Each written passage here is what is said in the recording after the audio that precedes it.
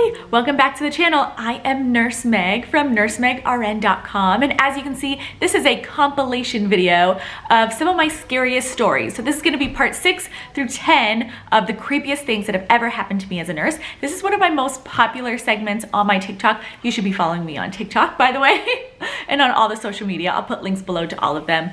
I love scary stories. I really want to hear your scary stories, so if you have any stories similar to the ones that I'm going to share, or like your own, please share them in the comments. But I don't just tell scary stories. I also create books and courses and printouts to help nurses succeed. I have a free report sheet that I give out to anybody who wants it to help you give the best report. I have a whole course on how to give the best report in every scenario. I also have a course like the New Nurse Survival Guide, everything that you learn after 10 years of nursing bedside experience. But I'm giving it to you because you shouldn't have to work for 10 years to have these tips and tricks. Ooh, Instagram notification. You should follow me on Instagram too. I'll put links down below to all of those things, my blog, my social media, and my courses. So without further ado, let's do this. Here is part 6 through 10 of creepiest things that have happened to me as a nurse. It has been a minute. This is creepiest things that have happened to me as a nurse, part 6. I can't believe we're on 6 already. So I'm getting on night shift. I get report from the day nurse that this one patient will not go to cardiac cath. The doctor keeps delaying it and she keeps saying, I can't go because I'm gonna die. And the doctor's like, let me just explain the procedure. You're gonna be fine. And everyone's like, you're gonna be fine. It's a very simple, non-invasive procedure. You're gonna be great. So finally at like 8 o'clock, the doctor is like, listen, it's now or never. I gotta go home. I gotta close the cath lab. And she's like, oh, okay, fine. So then we prep her all up and she looks at me. She's like, I'm gonna die. And I was like, honey, we're gonna do our best. It's a very simple procedure. She goes, 20 minutes later, I hear code blue, cath lab room 4. It was her. She died on the table, and at that very exact moment when they called the code blue, I looked at her room, which was room 16, and I saw the entire bed shift. The brakes were on, and I see the EKG leads swinging from the monitor.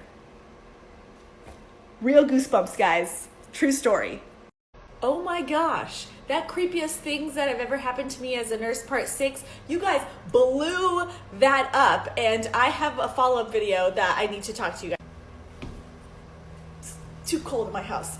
All right, so I have a couple things to talk to you about. We didn't force the lady to take the procedure. We offered to reschedule it for the next day, but she kept refusing. She was like, I know I have to do it, but I'm just so scared that I'm gonna die. Number 2, she died before they even started the procedure, so it has nothing to do with the doctor or the cath lab or anything. Before they even started anything, she coded and passed. I know that a cath is still sort of an invasive procedure, but it's minimally invasive. It's a little hole in an artery here or in your groin.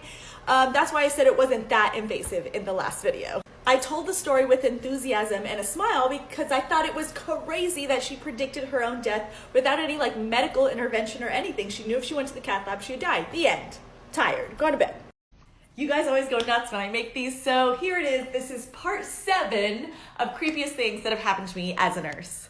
Okay, so this one night shift, me and my friend are sitting at the nurse's station. We're just catching up on charting and stuff like that. And all of a sudden, in the corner room, the patient starts screaming at the top of his lungs. We look at the monitor and he's like super tacky. He's like the 130s. So we get up, we run to the room. I got there first and I open the door. And as soon as I open the door, a huge like rush of like wind comes. It was so creepy. It gave me goosebumps. I just got goosebumps now. A super creepy feeling. And the patient goes, oh my gosh, I couldn't move. I felt like something evil was in the room and I couldn't even like talk or move until you came and opened the door, and I feel like he's gone now.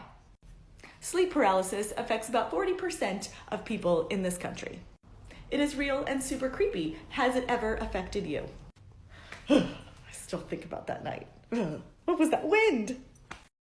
This is part 8 of creepiest things that have happened to me as a nurse. Here we go. This one time we had a patient pass on our floor. It was very unfortunate and sad, and me and one of the techs were doing postmortem care and kind of just getting him the body prepared. And as we're getting the body prepared, I've learned to like talk to patients that are even dead. So let's just call them Larry. I don't know. So I was like, Larry, we're just getting you cleaned up. I hope you're doing well on the other side. And as soon as we like roll him over, we hear, I nearly, my scrubs. Little known fact, there's a lot of reflexes and sounds and bodily functions that happen after people pass, and it is totally normal. They are not alive, no vital signs or anything, but it happens. It was just a little bit of air escaping as we turned him. I've got a lot of these. This is part 9 of creepiest things that have happened to me as a nurse. This one night, it happened to be a full moon, and it was New Year's Eve. Da-da-da! It was me and only like 4 other nurses on our like wing and side of the thing, and I was like the newbie. Everyone else was like older than me and super experienced. Well, all of a sudden, we see a rhythm on the monitor for a room that is empty. It's a super funky rhythm. It's like coming in and out of a fib, and then it's like V-tack for like a whole 6-second strip, and then it goes into sinus, and then back to a fib, a flutter. It was super weird. We called telemetry. Telemetry's like, I don't see it. That's not on our monitor. So me and Doreen, an older, more experienced Jamaican nurse, is like, let's go in. Let's figure this out. We open the door and turn on the lights, and she walks in super confident, and she goes, whatever spirit is in here, get out. And then the oxygen connection fell off the wall. Part 10 of creepiest things that I have seen as a nurse. This story is not mine. It's actually a friend of mine named Kelly. So I'm going to read it. Kelly telling the story, she would tell ghost stories of ghosts that she would see in the hospital to CNAs. And there was this one CNA that was like a total non-believer and would always call bullshit on her whenever she talked about ghosts. Well, one day, night shift, of course, it was about 2 a.m. and this CNA came running through the stairwell, sweating and freaking out, and showed her this picture. Do you see it? Do you see it? Do you see it?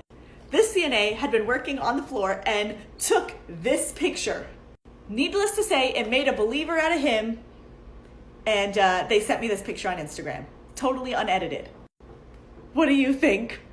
I was so creeped out. I actually didn't save the picture. I screenshot it, and I'm about to delete it off my phone because it was so creepy. Ghost hunters, just come to the hospital. Oh, did those like super creep you out? I hope they did. I hope the algorithm shows you this at night.